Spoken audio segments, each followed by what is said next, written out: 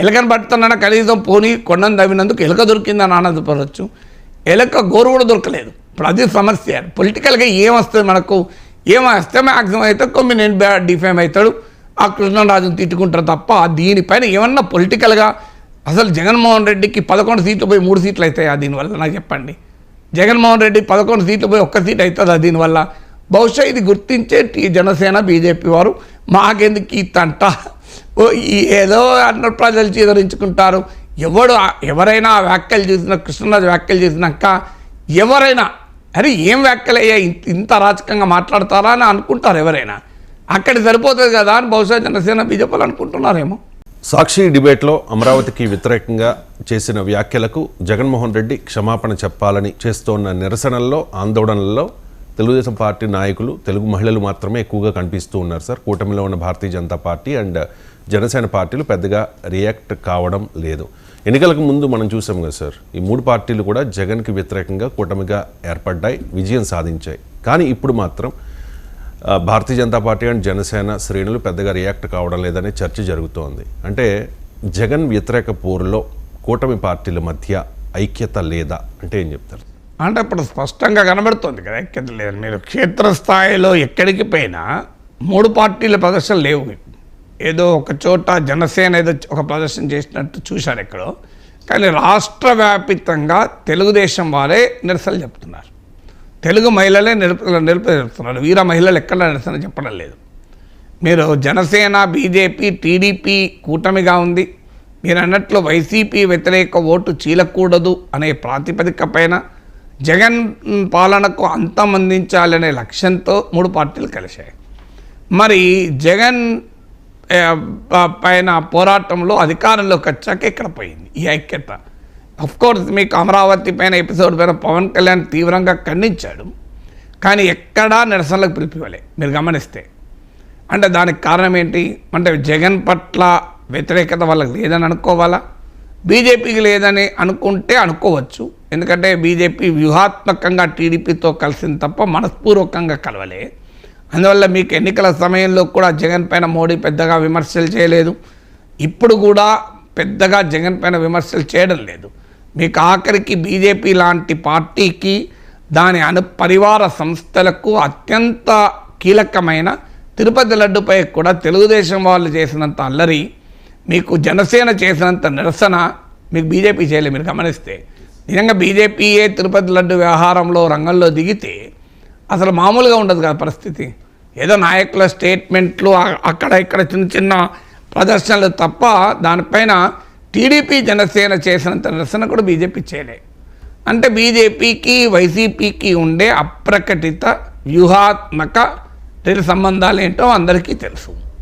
కానీ జనసేన మరి ఈవెన్ ఇప్పుడు తిరుపతి లడ్డు వ్యవహారంలో అయితే పవన్ కళ్యాణ్ మరింత ముందుకెళ్ళి సనాతన ధర్మ పరిరక్షణ వరకు పోరాడాడు. తెలుగుదేశం పార్టీ అక్కడ దాకా పవన్ కళ్యాణ్ వెనకపోలే, లడ్డు వరకు జగన్ వరకు ఆగినరు. జగన్ చుట్టూ ఆగిన తప్ప సనాతన ధర్మ పరిరక్షణకు చంద్రబాబు నాయుడు, లోకేష్ ఎక్కడ దీక్ష పూనలే.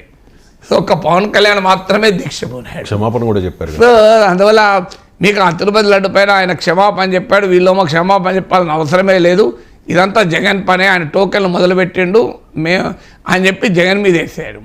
సో మీకు క్లియర్గా కనబడుతుంది క్షేత్రస్థాయిలో ఈ అంశం పైన టీడీపీ దూకుడుంది, వైసీపీ వ్యతిరేకంగా జగన్మోహన్ రెడ్డి టార్గెట్గా అదితో దూకుడుంది. కానీ మీకు ఇవాళ హోంమంత్రి వ్యాఖ్యలు చూడండి, మీరు తెలుగుదేశం నాయకుల వ్యాఖ్యలు, బీజేపీ నాయకులు కానీ మీకు జనసేన నాయకులు కానీ ఈ స్థాయిలో ఈ అంశం పైన జగన్ను టార్గెట్ చేయడం లేదు, కొమ్మినేని కూడా టార్గెట్ చేయడం లేదు.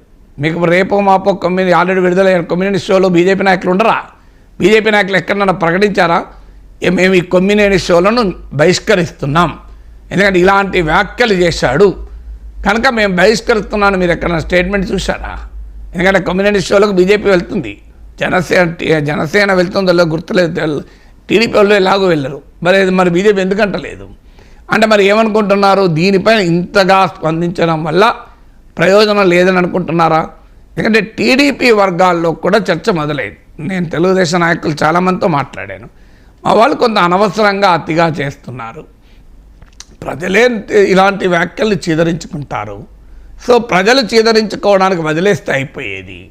మనం దాని మీద ఎక్కువ ఒత్తిడి పెట్టే వరకు ఆ ఇష్యూ డైవర్ట్ అవుతుంది.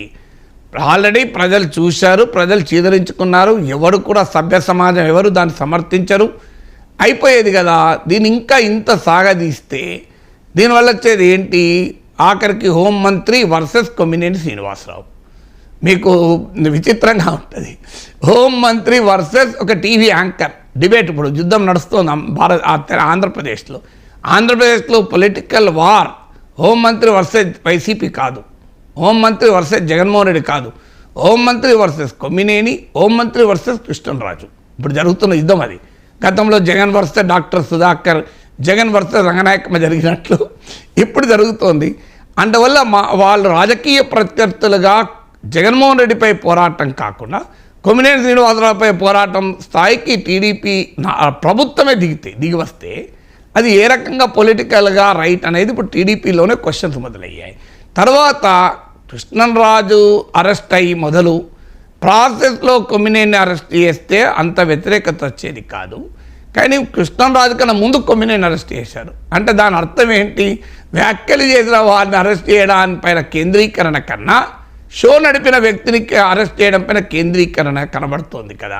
అంటే ఇది కొమ్మినేని టార్గెట్ చేసాము అనేటువంటి వాతావరణం తీసుకొచ్చారు. దానికి తోడు సుప్రీంకోర్టులో వచ్చినటువంటి తీర్పు, ఆర్డర్స్ ఇంకా మేము వెనక్కి తగ్గేలా వెళ్ళాం.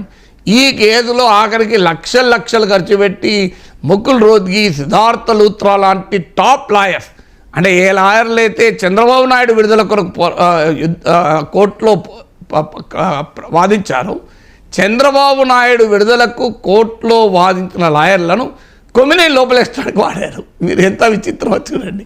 చంద్రబాబు నాయుడు విడుదల చేయడానికి వాడిన లాయర్లు అంటే మామూలు లాయర్లు ఉంటారు కదా, హయ్యెస్ట్ కదా ఎవరైనా. తెలుగుదేశం పార్టీకి ఉన్న రిసోర్సెస్లో హయ్యెస్ట్ వాళ్ళను ఉపయోగిస్తుంది కదా సహజంగా చంద్రబాబు నాయుడు విడుదల చేయించాలంటే. లోకేష్ ఢిల్లీలో కూర్చొని న్యాయ నిపుణులతో రోజుల తరబడి చర్చలు కూడా జరిపారు, మనం చూసాం కదా. అలాంటి అంటే చంద్రబాబు నాయుడుకు ఇచ్చిన ప్రియారిటీ కొమ్మినేని శ్రీనివాసరావుకి ఇచ్చారు. విచిత్రం ఏంటంటే చంద్రబాబు నాయుడును రక్షించడము, కాపాడడము, విడుదల చేయించడము, చంద్రబాబును నిర్దోషిగా నిరూపించడానికి ఇచ్చిన ప్రాధాన్యత కొమ్మినేనిని దోషిగా చూడడానికి ఇచ్చారు ప్రాధాన్యత. ఎక్కడన్నా బ్యాలెన్స్ ఉందా? సెన్స్ ఆఫ్ బ్యాలెన్స్ మీరు చెప్పండి. So this is what TDP circles are asking. Telugu Desam వాళ్ళు అడుగుతున్న మాట ఇది, నేను కాదు అడుగుతున్నది.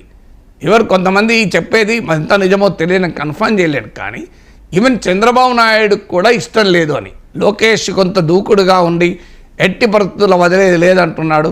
చంద్రబాబు నాయుడు కూడా ఏమున్నదా నవ్వాడు, టీవీలో ఏమవుతుంది నవ్వుతే, ఎవడో జనం తీసుకుంటారు, ఇప్పుడు సుప్రీంకోర్టు విడుదల చేసినాక నవ్వుకుంటూ వస్తాడు అని చంద్రబాబు నాయుడు కూడా కాస్త ఎందుకు ఇంత